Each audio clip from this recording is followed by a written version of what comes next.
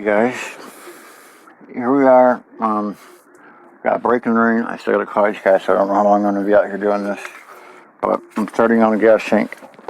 Kind of want to show you what's going on down under. Now let me show you some advantages to Roger here. Okay, I'm going under Roger right now, and I don't have a creeper. He's that high up off the ground, so that's pretty unique. Now I want to show you what I've got going on under here. First of all, I want you to take a look at that frame right there. Okay, and that subfloor above that frame. This is a 40-year-old vehicle. I have never, ever, other people may have, but I have never seen a car that's 40 years old that has a frame that has just a little bit of rust spots. Now the suspension has rust, but this is what I expect the whole underneath to look like at 40 years old. It's not. So that's another reason why the 47,000 that's on the odometer, even though the speedometer is broken right now, is pretty close to being accurate on the mileage. Because I don't know how, other than not driving this thing, you can keep the frame that clean. Now, so that's pretty cool. That's what makes Roger, in my book, has made it worth it to repair the top, because the bottom is in such good shape and it's such low mileage on the actual motor and chassis and all that stuff. So I want to show you what I'm dealing with though, is someone at some point in this RV's history has installed an auxiliary gas tank. Okay, it's empty, and I'm going to try and if it's still available when this video is up and you comment and you want to buy it from me, that's fine. Maybe $20 or whatever. It doesn't really matter. It's coming out and it's got to getting rid of. And the scrap metal yard doesn't pay nothing. Let's put it that way. They don't pay nothing. So anyway, they put an auxiliary tank in, and I got my sending unit, and it has 3 ports on it, but there's 4 coming back here. Now, let me tell you what they did. Hold on, I'll pause it and I'll show you. This is the nuttiest thing I've ever seen. I want to say this real quick. Got this at Lowe's on clearance, $8.88 LED work light, which can double as my light for doing videos. As you can see, even up here, you can see even better. I mean, there's still paint from the factory underneath there, which is just completely nuts. Finding a 40-year-old car that's not been babied its whole life, that's been restored, or not been restored because they probably didn't do the underneath. Just go look at a 40-year-old car. Go look at a 30-year-old car. That's crazy, dude. So that's kind of a nice, cool thing. Somebody has done some exhaust work, and me, I don't see a name on these, so I don't know if they're custom made. If anybody out there knows what these rectangular mufflers are, but it looks like it was a home done job. There's no welds and stuff. So what I'm thinking about doing is just I may just take the exhaust shop and have them just put some side pipes up the side. I've always wanted those for some reason. I've always liked them. I know it's fucking douchebaggy, but you know what? I think everybody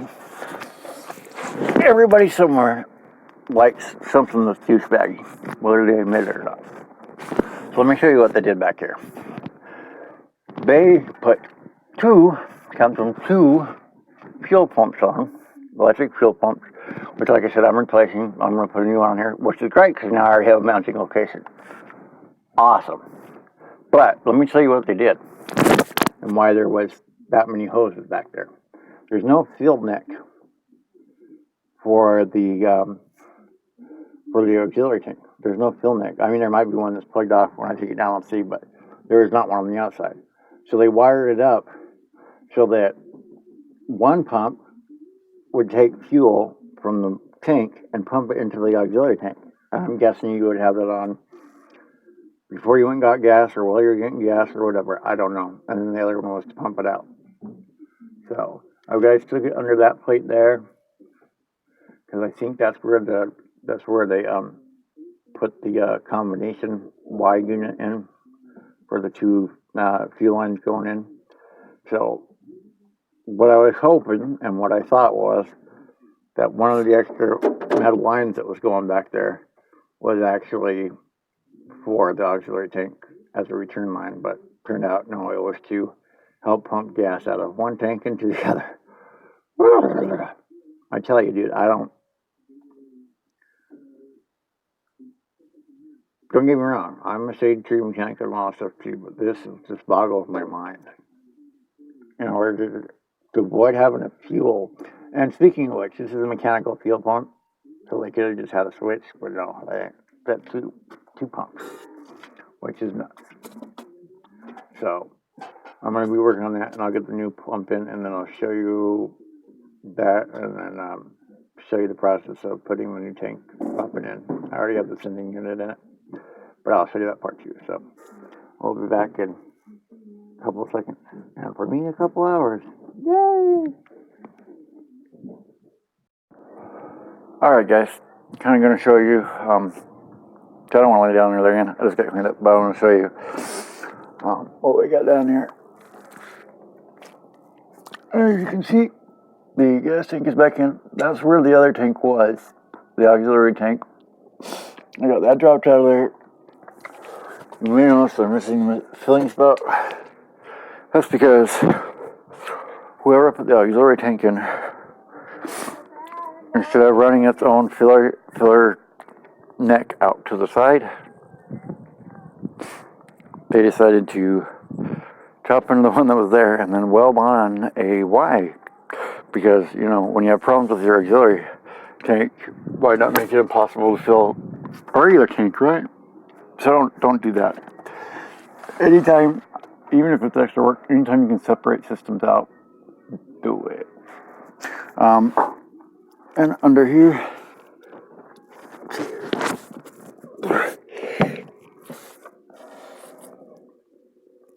there's a fuel pump.